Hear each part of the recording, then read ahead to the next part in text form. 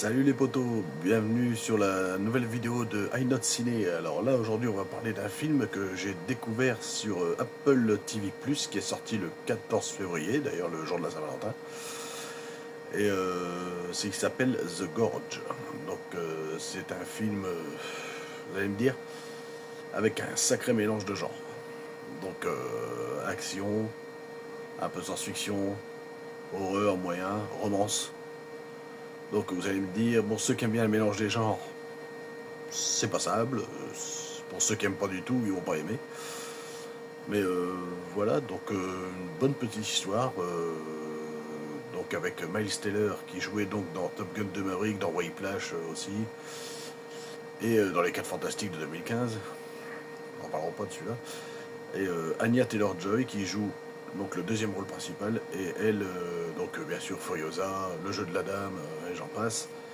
Et du coup, dedans, ils incarnent, si vous voulez, deux agents qui sont recrutés séparément, vu que lui, Miles Teller, joue un agent, un ex-agent, ex-militaire américain, et elle, une lituanienne, une agent lituanienne. Donc, ils sont donc recrutés par une agence, on va dire, et sans le savoir, pour l'instant, ils sont accueillis, donc pour l'instant on a des points de vue américains, elle on sait qu'elle va prendre l'autre partie après, pour l'instant on s'en occupe pas. Donc Miles Teller, qui est l'agent américain, est recruté par l'agence, donc il est emmené en avion, donc incroyable, vous allez voir, c'est une histoire de fou, ils doivent surveiller, si vous voulez, un point et l'autre, donc lui et elle, d'un côté d'une gorge donc très profonde, c'est qu'à le dire, d'une gorge mais profonde, donc en contrebas, au moins 300 mètres de haut, et au-dessus de cette gorge, il y a une brume, donc on ne voit même pas le fond de la gorge, et eux, ils sont sur une tour, donc lui, il est à la tour ouest, et elle est à la tour est, à 100 mètres de distance, et ils doivent surveiller, mais sans se parler, parce que lui, il est de l'ouest, elle est de l'est, et en fait, ils ne doivent pas rentrer en contact l'un avec l'autre. Donc si vous voulez, il y a les deux tours, et après, ben, c'est le vide entre les deux. Et eux, ben, une grande falaise entre les deux, tout autour de cette falaise, tout le long et du côté là pareil, c'est bourré de mines pour éviter. Voilà, donc lui quand il arrive, donc là à partir de ce moment-là, je vous raconte pas tout parce que il faut que vous le regardiez. Donc là à partir de ce moment-là, je vais un peu spoiler. Donc si vous n'avez pas vu le film, vous quittez la vidéo, vous voyez le film et après vous revenez me voir pour la critique. Mais franchement, j'ai adoré. Donc donc là, je commence les spoilers. Donc, c'est-à-dire que du coup, l'agent américain, donc joué par Miles Teller, et donc accepte la mission. Donc, il arrive en avion où il a été endormi. Du coup, il ne sait pas du tout vers où il se dirige. Du coup, il est parachuté à un endroit où il doit marcher 38 km en pleine nature, où l'attend un contact. Le contact à la tour où il doit surveiller. Il est accueilli par ce contact-là. Et le mec lui explique le principe de la mission qui va durer 365 jours. Donc un an, jour pour jour, à surveiller cette tour est et cette gorge. Et il lui explique que c'est gouvernemental, qu'ils n'en savent pas plus sur la mission. Ils doivent juste surveiller, changer les armes ou les mines quand elles viennent exploser, remettre des nouvelles. Il a de quoi manger sur place, vu que c'est en pleine forêt. Il a un jardin, il peut cultiver, il a de quoi bouffer à la chasse. Voilà. Et en gros, il doit surveiller cette gorge et il dit mais donc en fait je dois surveiller que personne ne descende dans la gorge. Et son collègue lui dit non, tu dois empêcher ce qui vit dans la gorge de remonter. Ok. Donc déjà tu te dis, à mon avis dans le fond, c'est pas des êtres humains, des trucs. Des trucs qu'on appelle d'ailleurs soi-disant des hommes creux. Donc c'est des créatures, hein. Vous verrez plus tard, ça je vais pas vous spoiler, ça serait trop là à vous expliquer, et au final, vous allez voir, donc en fait, il va rentrer en contact au bout d'un moment, donc il se retrouve seul, hein, l'autre s'en va, et l'autre s'en va, et du coup, lui, il rentre en contact, finalement, avec Anya Taylor-Joy, qui se trouve être l'agent lituanienne, qui est en face, à 100 mètres, à la tour Est. Et donc avec les jumelles, au bout d'un moment, elle c'est son anniversaire, et puis elle dit comment tu t'appelles, avec un écriteau, donc il se parle avec un écriteau et des jumelles, au début, puis après, bah, au fur et à mesure, ça s'envoie un coup de feu pour des raisins, ça commence à s'envoyer des messages comme ça. Ensuite, c'est son anniversaire, donc elle pète une bouteille, lui, il boit un coup avec elle, enfin bref. Et puis, Il lui souhaite le joyeux Noël, il fait un sapin avec des ampoules pour lui montrer, puis bon, s'ensuit qu'un jour, il finit par traverser pour la rencontrer. Romance oblige, ils s'apprécient depuis des mois, parce que ça fait déjà 3-4 mois qu'ils se parlent en distance, et puis au bout d'un moment, bah, il finit par traverser quand même. Il trouve un moyen de traverser avec un système de câblage et tout. Il la retrouve, évidemment, ils passent une soirée ensemble, ils dînent, ils s'embrassent, romance oblige, et là, mais la romance est vraiment bien faite, et les deux acteurs vont très bien ensemble, moi je trouve. Ça, vous m'en direz des nouvelles. Je trouve que Miles Teller et Anya Taylor-Joy, qui sont déjà plutôt des bons acteurs, s'en sortent très bien là-dedans. Et ensuite, ben, le lendemain, il veut retraverser pour aller de l'autre côté, et c'est là que tout se casse. La corde casse parce qu'il y a des créatures qui montent, ça explose, ils finissent dans la gorge. Elle voit qu'il tombe, elle va le sauver, parachute et tout. Et là, ben, ils sont tous les deux dans la gorge, coincés, et ils vont découvrir les hommes creux, qui sont en fait tous les soldats d'avant, depuis 1947, qui ont gardé cette gorge sur les tours. Il y en a certains qui sont tombés dans la gorge et qui sont devenus des hommes creux, parce que, en fait, ils vont découvrir dans un complexe qui est en bas de la gorge que tout ça, c'est gouvernemental, naturellement. Et qu'il y a eu des fuites radioactives à cause d'un tremblement de terre. Les missiles ont fui, ça a donné de la fumée, et tous les hommes sont devenus des hommes creux, donc ils ont muté avec la nature, donc avec la forêt. Les hommes ont muté avec les bois, la forêt, les insectes, du coup tout est un mélange, et genre les chevaux aussi. Voilà, et c'est comme une espèce de sous-ville, sous la brume, c'est excellent, c'est très bien fait. Donc là on rentre un peu dans le niveau science-fiction, un peu horreur avec les créatures. Ils rentrent dans le complexe en bas, dans la roche, ils trouvent que c'est gouvernemental, et donc du coup, ils finissent quand même, après maintes péripéties, à remonter à la surface, et naturellement, tous les 30 jours, il doit faire un point radio. Et ça tombe bien, il doit faire un point radio dans pas longtemps. Sauf que le point radio, ben, à chaque fois il y a un homme et il lui dit ta position, est-ce que tu as vu des ennemis, bref.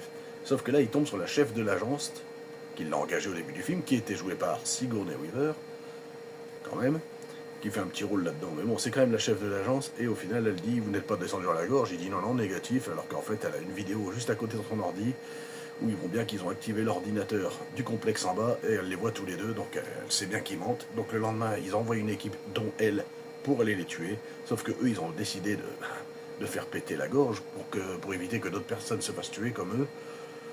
Et puis voilà, donc ils vont faire péter toute la gorge, les antennes, les mines, tout le bordel, et évidemment, quand ils font péter les premières antennes, il y a le truc de sécurité qui se met en route, système de sécurité avec un gros missile nucléaire qui se met en route, et là, tout pète, et bon... j'en passe les meilleurs, Sigourney Weaver qui était là pour les attaquer repart avec ses hommes avec l'hélicoptère, mais qui dit hélicoptère dit appareil électronique, et le nucléaire, bah, ça tue. L'électronique, il se coupe, et évidemment, bah, l'hélicoptère se crache, ils explosent. À la fin, notre héros arrive à échapper de peu à l'explosion en tombant dans de l'eau. Elle arrive à s'échapper aussi, et ils avaient promis de se retrouver plus tard en France dans un village qu'elle connaissait. Voilà, et on retrouve, donc beaucoup plus tard, ça se termine comme ça, et on retrouve du coup Draza, donc le héros principal américain s'appelle Levi, joué par Miles Teller, et Draza, la lituanienne, jouée par Anya Taylor-Joy. Donc Draza se retrouve donc en France à la fin, et elle attend, au cas où Levi serait vivant, à un point de rendez-vous donné. Et il vient pas. Au final, elle travaille toujours en France, dans un village, et elle travaille comme serveuse dans un restaurant. À un moment donné, elle sert des gens, elle se retourne, et qui est là, Levi, et voilà. Et puis ils se retrouvent, et tout est bien qui finit bien. Voilà, donc c'est un bon petit film bien sympa, où on alterne bien l'action, la romance, enfin le début, la mission qui s'installe, la romance qui s'installe, l'action avec la SF et l'horreur. Et après, tout le reste s'enchaîne, et je trouve que tout est bien amené à chaque fois. Alors ceux qui n'aiment pas le mélange des genres ne risquent de pas trop aimer, comme je vous disais, mais là, c'est vachement bien amené, je trouve. Il y a moyen, en 2h07 de film, si je dis pas de bêtises, il dure que 2h07, on va tout casser. Il y a moyen de tout amener comme ça. C'est vachement bien ficelé, c'est bien joué. La musique dedans, elle est top. Il y a des morceaux là-dedans. Alors je sais pas, mais il y a un morceau où à un moment donné, ils dansent tous les deux, il me donne des frissons. C'est très belle musique, genre, impossible de savoir qui chante là sur le coup, mais très belle musique. Voilà, donc je vous conseille ce film qui s'appelle The Gorge, qui est donc disponible depuis le 14 février sur Apple TV+. Et ensuite, je voulais revenir sur un petit détail qui m'a un peu chiffonné tout à l'heure. C'est un petit coup de gueule. C'est quoi cette histoire avec James Bond, racheté par Amazon? Oh là, mais qu'est-ce qu'ils ont fait, Michael Wilson et Barbara Broccoli, là? Qu'est-ce qu'ils nous ont fait? Ah non, mais là, c'est... Alors bien sûr, ils ont dit oui, maintenant, nous pouvons leur donner les pouvoirs à Amazon. Michael J. Wilson a dit ça, Barbara Broccoli aussi, alors qu'il y a 2 ans, ou 1 an encore en arrière, a dit oh non, non, non, nous sommes toujours les décisionnaires, nous ne donnerons jamais les droits à Amazon ou à qui que ce soit. Et au final, bah, ils ont donné maintenant, ah oui, bah, finalement, nous avons décidé de... Ouais, parce qu'Amazon a réussi, Jeff Bezos, le chef d'Amazon, a réussi à leur donner un beau gros chèque. Je pense qu'il a dû monter les prix pour qu'ils se barrent, hein, c'est tout. Il leur a donné un beau gros chèque, mais avoir lâché une licence comme ça, mon Dieu, qu'est-ce que ça va devenir, quoi. Qu'est-ce que ça va devenir, quoi. Alors d'accord, je vais vous dire une chose, moi. Ça va devenir, pour moi, hein, ils vont nous faire des films à foison. Donc avant, les James Bond, hein, parce que moi, James Bond, je suis un fan inconditionnel. Hein. Je suis fan de cinéma, je suis un fan inconditionnel de James Bond. Hein. Alors, non mais avant les films de James Bond, les tout premiers, il y en avait un par an, forcément à l'époque, dans les années 60, ça allait beaucoup plus vite pour monter un film. Après c'est devenu un tous les 2 ans, accrochez-vous, un tous les 2 ans. Après avec Pierce Brosnan, on a attendu 5 ans la bascule entre Timothy Dalton et Pierce Brosnan, mais après on a attendu encore 6 ans.